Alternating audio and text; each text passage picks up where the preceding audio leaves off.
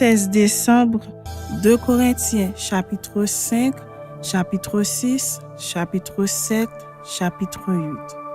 Nous savons en effet que si cette tente où nous habitons sur la terre est détruite, nous avons dans le ciel un édifice qui est l'ouvrage de Dieu, une demeure éternelle qui n'a pas été faite de main d'homme. Aussi, nous gémissons dans cette tente, désirant revêtir notre domicile céleste, si du moins nous sommes trouvés vêtus et non pas nus. Car tandis que nous sommes dans cette tente, nous gémissons, accablés, parce que nous voulons non pas nous dépouiller, mais nous revêtir, afin que ce qui est mortel soit englouti par la vie. Et celui qui nous a formés pour cela, c'est Dieu qui nous a donné les arts de l'esprit. Nous sommes donc toujours pleins de confiance et nous savons qu'en demeurant dans ce corps, nous demeurons loin du Seigneur. Car nous marchons par la foi et non par la vue. Nous sommes pleins de confiance et nous aimons mieux quitter ce corps et demeurer auprès du Seigneur. C'est pour cela aussi que nous nous efforçons de lui être agréables, soit que nous demeurions dans ce corps, soit que nous le quittions. Car il nous faut tous comparaître devant le tribunal de Christ, afin que chacun reçoive selon le bien ou le mal qu'il aura fait, étant dans son corps. Connaissant donc la crainte du Seigneur, nous cherchons à convaincre les hommes. Dieu nous connaît et j'espère que dans vos consciences, vous nous connaissez aussi. Nous ne nous recommandons pas de nouveau nous-mêmes auprès de vous, mais nous vous donnons occasion de vous glorifier à notre sujet, afin que vous puissiez répondre à ceux qui tirent gloire de ce qui est dans les apparences et non dans le cœur. En effet, si je suis hors de sens, c'est pour Dieu. Si je suis de bon sens, c'est pour vous. Car l'amour de Christ nous presse, parce que nous estimons que si un seul est mort pour tous, tous donc sont morts. Et qu'il est mort pour tous, afin que ceux qui vivent ne vivent plus pour eux-mêmes, mais pour celui qui est mort et ressuscité pour eux. Ainsi dès maintenant, nous ne connaissons personne selon la chair, et si nous avons connu Christ selon la chair, maintenant nous le connaissons plus de cette manière. Si quelqu'un est en Christ, il est une nouvelle créature. Les choses anciennes sont passées. Voici, toutes choses sont devenues nouvelles. Et tout cela vient de Dieu qui nous a réconciliés avec lui par Christ et qui nous a donné le ministère de la réconciliation. Car Dieu était en Christ, réconciliant le monde avec lui-même, en n'imputant point aux hommes leurs offenses, et il a mis en nous la parole de la réconciliation. Nous faisons donc les fonctions d'ambassadeurs pour Christ, comme si Dieu exhortait par nous. Nous vous en supplions au nom de Christ, soyez réconciliés avec Dieu. Celui qui n'a point connu le péché, il l'a fait devenir péché pour nous, afin que nous devenions en lui justice de Dieu. Chapitre 6. Puisque nous travaillons avec Dieu, nous vous exhortons à ne pas recevoir la grâce de Dieu en vain. Car il dit, « Au temps favorable, je t'ai exaucé. Au jour du salut, je t'ai secouru. Voici maintenant le temps favorable, voici maintenant le jour du salut. » Nous ne donnons aucun sujet de scandale en quoi que ce soit, afin que le ministère ne soit pas un objet de blâme.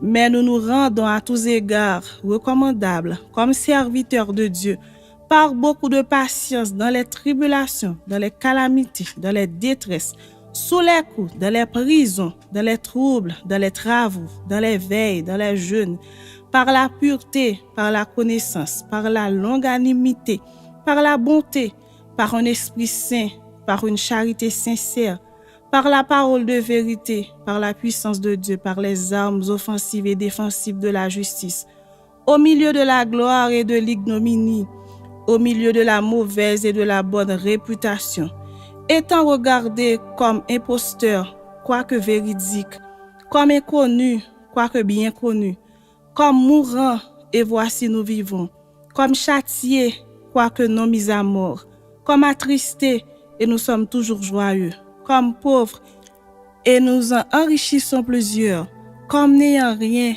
et nous possédons toutes choses. Notre bouche s'est ouverte pour vous, Corinthiens, notre cœur s'est élargi. Vous n'êtes point à l'étroit au-dedans de nous, mais vos entrailles se sont rétrécies. Rendez-nous l'appareil, je vous parle comme à mes enfants, élargissez-vous aussi. Ne vous mettez pas avec les infidèles sous un joug étranger, car quel rapport y a-t-il entre la justice et l'iniquité?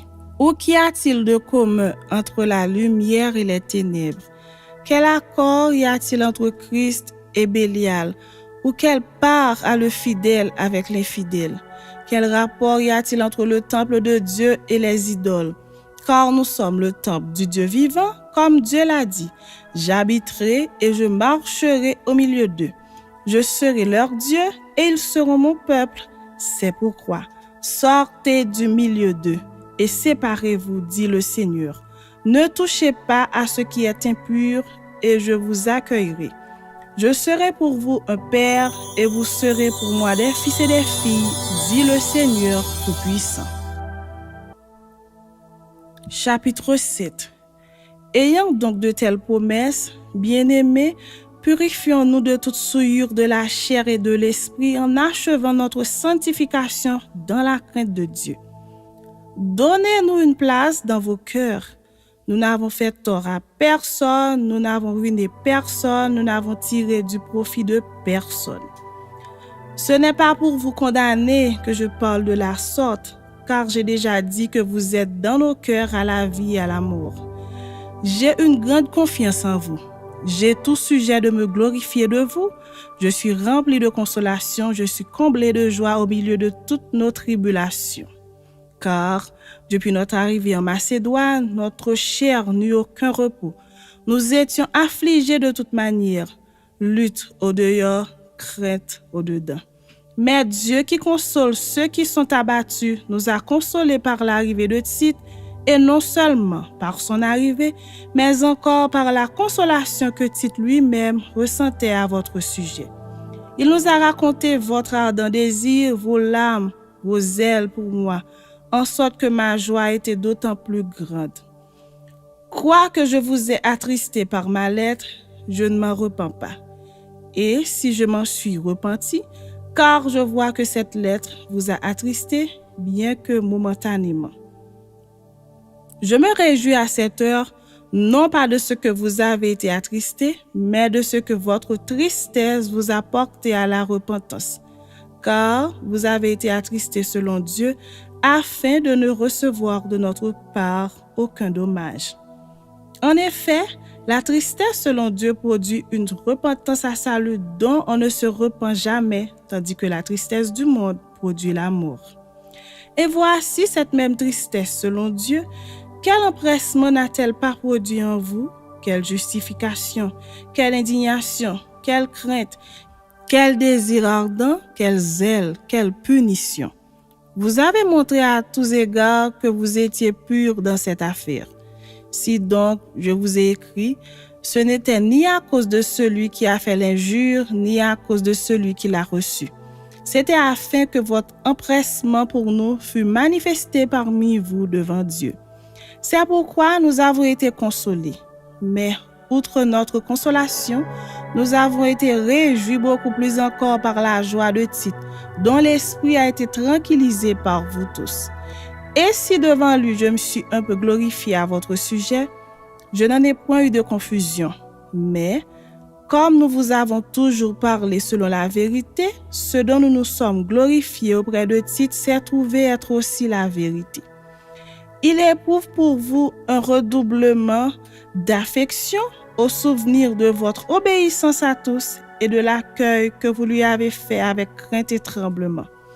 Je me réjouis de pouvoir en toutes choses me confier en vous. Chapitre 8. Nous vous faisons connaître, frères, la grâce de Dieu qui s'est manifestée dans les églises de la Macédoine. Au milieu de beaucoup de tribulations qui les ont éprouvées, leur joie débordante et leur pauvreté profonde ont produit avec abondance de riches libéralités de leur part. Ils ont, je l'atteste, donné volontairement selon leurs moyens et même au-delà de leurs moyens, nous demandant avec de grandes instances la grâce de prendre part à l'assistance destinée aux saints.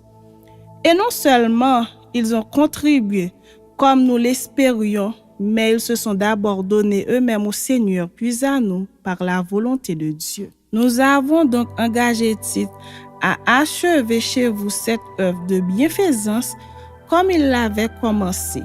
De même que vous excellez en toutes choses, en foi, en parole, en connaissance, en zèle à tous égards, et dans votre amour pour nous, faites en sorte d'exceller aussi dans cette œuvre de bienfaisance.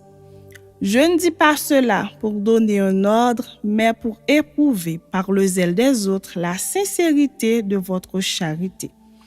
Car vous connaissez la grâce de notre Seigneur Jésus-Christ, qui pour vous s'est fait pauvre, de riche qu'il était, afin que par sa pauvreté vous fussiez enrichis. C'est un avis que je donne là-dessus, car cela vous convient, à vous qui non seulement avez commencé à agir, mais qui en avez eu la volonté dès l'année dernière. Achevez donc maintenant d'agir afin que l'accomplissement selon vos moyens réponde à l'empressement que vous avez mis à vouloir. La bonne volonté, quand elle existe, est agréable en raison de ce qu'elle peut avoir à sa disposition et non de ce qu'elle n'a pas. Car il s'agit non de vous exposer à la détresse pour soulager les autres, mais de suivre une règle d'égalité. Dans la circonstance présente, votre superflu pourvoira à leurs besoins afin que leur superflu pourvoie pareillement au vôtre, en sorte qu'il y ait égalité selon qu'il est écrit. Celui qui avait ramassé beaucoup n'avait rien de trop, et celui qui avait ramassé peu n'en manquait pas. Grâce soit rendue à Dieu de ce qu'il a mis dans le cœur de Tite le même empressement pour vous. Car il a accueilli notre demande et c'est avec un nouveau zèle et de son plein gré qu'il part pour aller chez vous. Nous envoyons avec lui le frère dont la louange en ce qui concerne l'évangile est répandue dans toutes les églises et qui de plus a été choisi par les églises pour être notre compagnon de voyage dans cette œuvre de bienfaisance que nous accomplissons à la gloire du Seigneur même et en témoignage de notre bonne volonté. Nous agissons ainsi afin que personne ne nous blâme au sujet de cette abondante collecte à laquelle nous donnons nos soins. Car nous recherchons ce qui est bien, non seulement devant le Seigneur, mais aussi devant les hommes. Nous envoyons avec eux notre frère, dont nous avons souvent éprouvé le zèle dans beaucoup d'occasions, et qui en montre plus encore cette fois à cause de sa grande confiance en vous. Ainsi, pour ce qui est de Tite, il est notre associé, notre compagnon d'œuvre auprès de vous. Et pour ce qui est de nos frères, ils sont les envoyés des églises, la gloire de Christ. Donnez-leur donc à la face des églises la preuve de votre charité et montrez-leur que nous avons sujet de nous glorifier de vous.